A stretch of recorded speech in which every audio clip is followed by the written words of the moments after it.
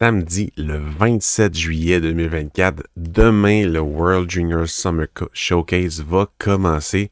Qu'est-ce que c'est? C'est un tournoi international de camp d'entraînement pour le World Junior de décembre et janvier prochain, dans le fond. C'est les États-Unis, le Canada, la Suède et la Finlande qui s'affrontent dans un tournoi. C'est pas vraiment un tournoi, c'est plus des matchs. Il y a 9 matchs à l'horaire, si je me souviens bien, dans la prochaine semaine, qui se veut un camp d'entraînement pour la sélection pour l'équipe de décembre prochain. Les États-Unis ont 2 équipes avec un total de 46 joueurs.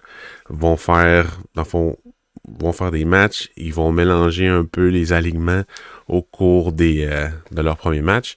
Et dans le dernier match, ils vont faire un seul alignement. Comme c'est pas un match de médaille d'or, il n'y a pas de médaille à gagner dans ce tournoi-là. C'est vraiment juste un camp d'entraînement avec quand même la compétition. C'est rare que c'est pas une pré-saison. C'est pas au niveau d'une pré-saison. C'est pas nécessairement au niveau d'un match de saison régulière, mais tout le temps des espoirs qui espèrent faire l'équipe de décembre. Donc, il y a quand même des bonnes performances habituellement pour les joueurs de 19 ans, de 18 ans et aussi de 17 ans dans certains cas. Donc, les États-Unis font 2 équipes, bleu et blanc. Le Canada il n'y a pas de roster officiel pour le Canada en ce moment. On a juste accès à une liste de joueurs qui ont été invités au camp. Et la Finlande et la Suède sont assez gentils pour venir. Je pense que c'est au Michigan que ça se passe habituellement. Donc, qui s'en viennent pour faire quelques matchs. C'est un événement qui est assez intéressant pour les amateurs de sport, de repêchage et de World Junior.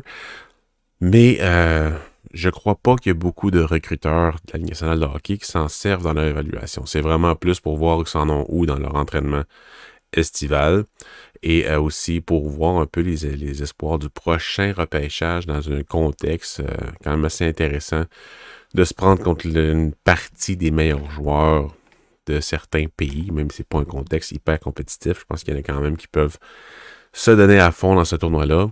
Donc, le TSLH Espoir va suivre le tournoi, moi-même, va suivre le tournoi, va essayer de vous faire au moins un texte ou 2 sur les affrontements pour voir lequel est ressorti le plus, surtout pour le prochain repêchage 2025 de la nationale de hockey.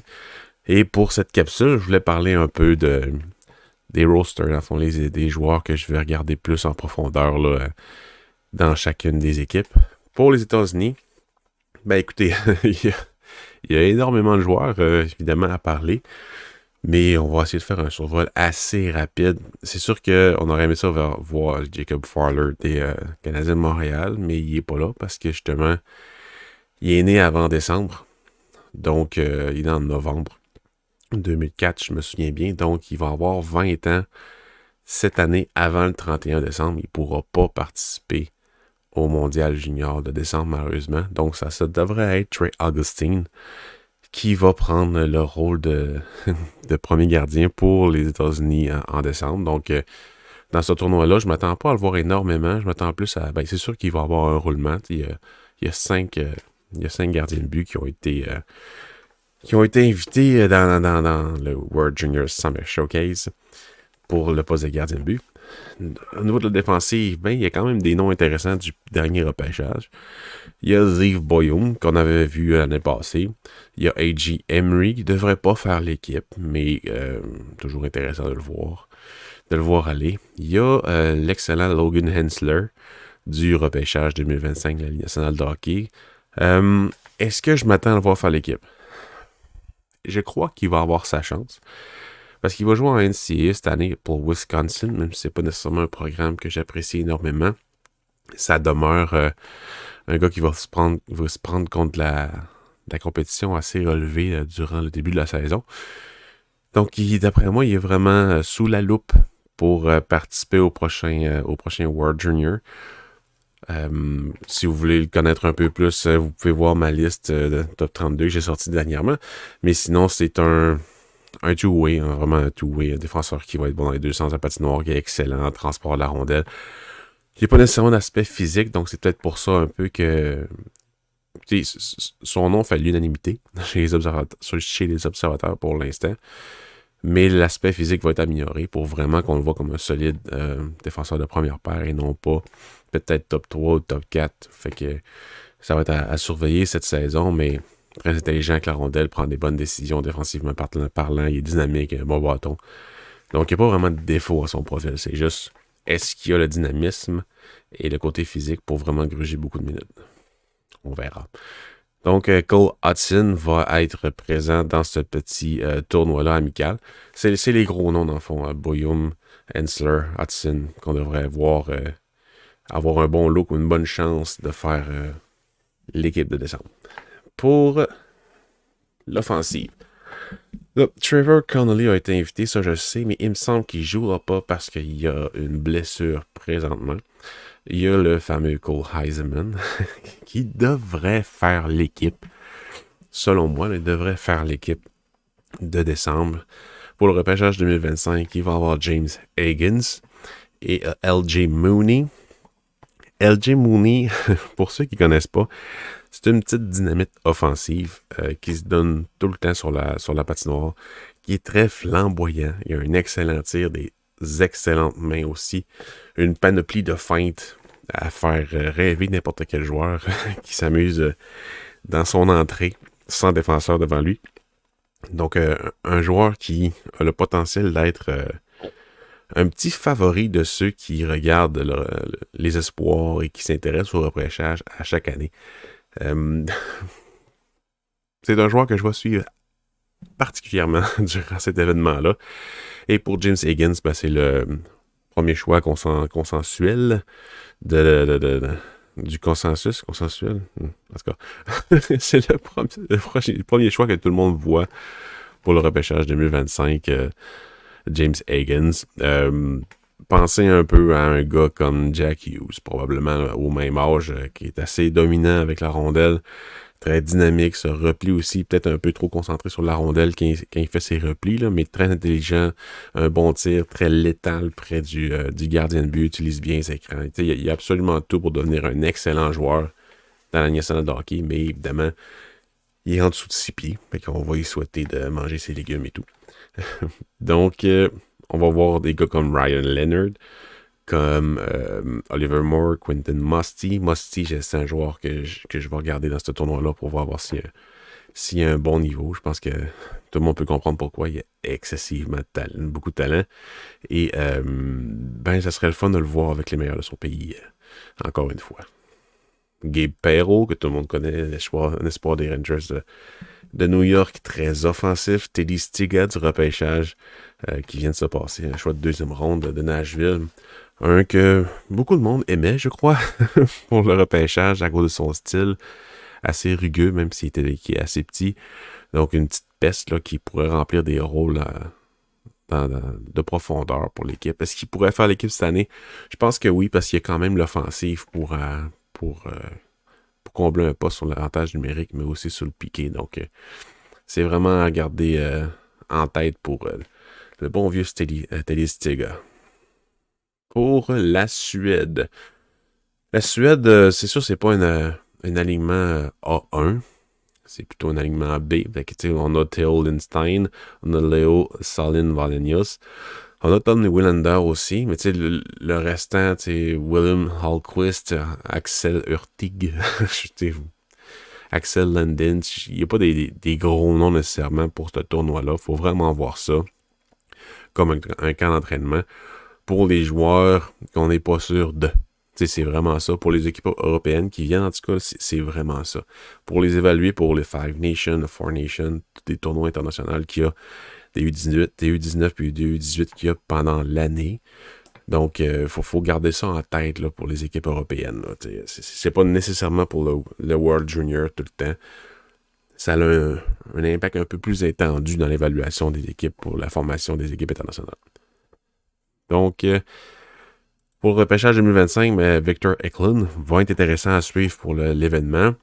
C'est un espoir qui est éligible au repêchage 2025. C'est le frère de William Eklund des Sharks de San Jose. Devrait sortir plus bas que son frère pour le repêchage.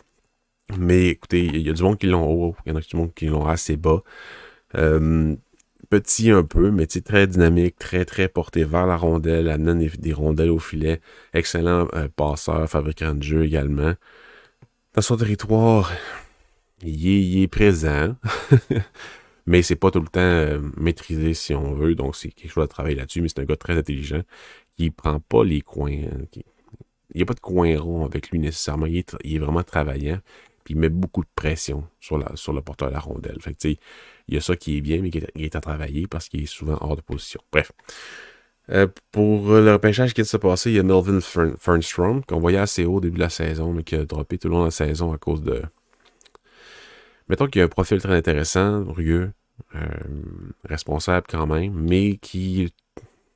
Certaines présences, certains soirs au complet, assez invisible, si on veut. Donc, il a le talent pour prendre les choses en main, mais ça n'arrive pas tout le temps. Donc, ça aurait été le fun de voir plus, puis c'est pour ça qu'il n'était pas dans ma première ronde. J'ai hâte de voir Nord, qui a été repêché l'année passée.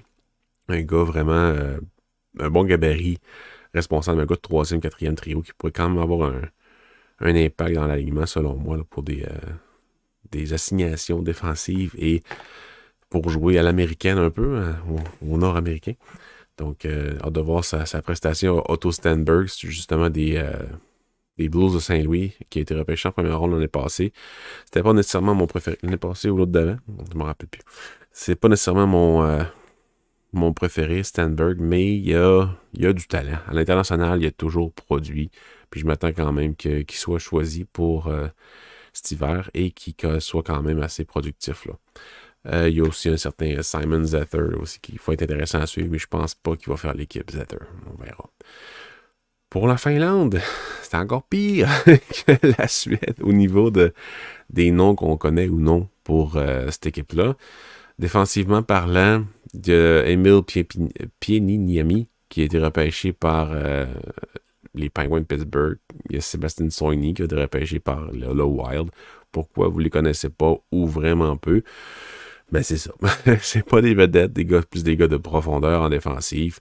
Je pense pas qu'il faut s'étendre vraiment beaucoup. C'est plus des gars défensifs aussi. Fait que c'est vraiment un look pour voir s'ils sont capables de remplir un rôle dans un rôle de profondeur dans l'équipe. Il y a Emil Hemming qui va être là dans le tournoi. Qui lui, ça va être un gars que je vais regarder beaucoup pour les matchs parce que justement, il a beaucoup de talent. Il n'a pas toujours répondu à l'appel cette année. En Liga, il y avait un rôle assez diminutif. Et là, heureusement, il s'en vient à Barrie en OHL pour son année, dans le fond, d'après-repêchage. Il était repêché par Dallas. Vraiment content de le voir s'en venir de ce côté-ci de l'océan Atlantique parce qu'il y a vraiment un profil pour bien faire dans la CHL. Là. Donc, ça va être à garder en vue. Le seul espoir des Canadiens de Montréal est en Finlande, c'est Eitas Koivu. J'ai vu un match de lui dans un match préparatoire, dans le fond, pour la Finlande. Et il a marqué un très beau but du cercle de mise en jeu, là, un beau tir de poignet qui a trompé la vigilance des gardiens de but. Et c'est vraiment le genre de but qu'Atos va faire régulièrement. Je m'attends pas à ce qu'il fasse l'équipe. Vraiment pas. Mais les U19, ces équipes-là, je pense qu'il va être un candidat de choix. S'il fait l'écoute, je vais être content pour lui, mais tu sais, il est très jeune. Sa courbe de progression est encore très à son début, si on veut, parce qu'il a vraiment commencé, il a progressé toute la saison l'année passée.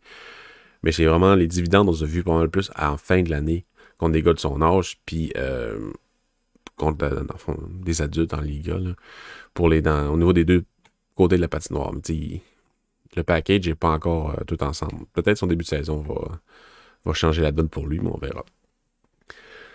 Julius Mechinen aussi, que j'ai bien aimé, là, que Kraken a repêché cette année, là, qui va peut-être plus un gars d'échec avant physique devant le net, là, que peut-être qu'il pourrait faire l'équipe vu le manque de talent dans l'équipe, mais c'est sûr que quand Stylenius n'est pas là, parce qu'on sait de toute façon qui va faire l'équipe en descente si tout va bien. Là. Fait que faut pas s'en faire avec l'alignement de la Finlande. Et pour finir, le Canada. Là, c'est sûr, tous les noms que j'ai, c'est les noms du camp d'entraînement. Donc, il y a des gars là-dedans qui ne seront même pas considérés ou ils vont jouer là-dedans pour faire les matchs. J'ai aucune idée pourquoi ça n'a pas encore été annoncé alors que c'est demain.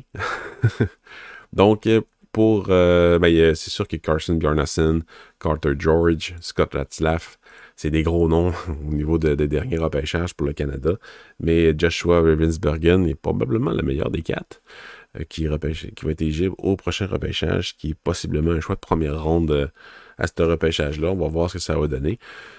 Mais c'est assez rare que le Canada va faire jouer des gars de 17 ans dans un tournoi de même. Fait que ils vont plus y aller avec les 19-18 ans, surtout les 19 ans, pour leur donner leur chance. Et ben, ils ont plus d'expérience, donc il y a plus de matchs de série, plus de matchs internationaux aussi. Fait qu'on peut comprendre leur décision, mais je crois qu'à long terme, Ravensbergen est meilleur. Niveau défensif, c'est assez reluisant. Oliver Bunk, Sam Dickinson, Andrew Gibson, Dylan McKinnon, Étienne Morin, Zane Parrick, Carter Yakimchuk. C'est une grosse défensive. On va se le dire, là, c'est vraiment pas dégueu pour ce camp d'entraînement-là.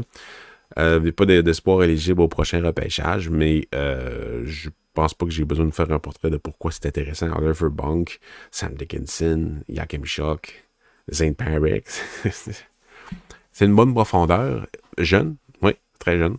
Mais je m'attends pas à ce que tout le monde fasse l'équipe. C'est sûr, c'est vrai. Pas tout le monde va faire l'équipe. Mais ça va quand même, je pense qu'on va avoir au moins deux noms entre Yakimchuk, Parrick et Dickinson. Je pense que ça pourrait jouer un 6e, 7e rôle avec l'équipe Canada, même s'ils ont 18 ans. Donc, à garder en vue.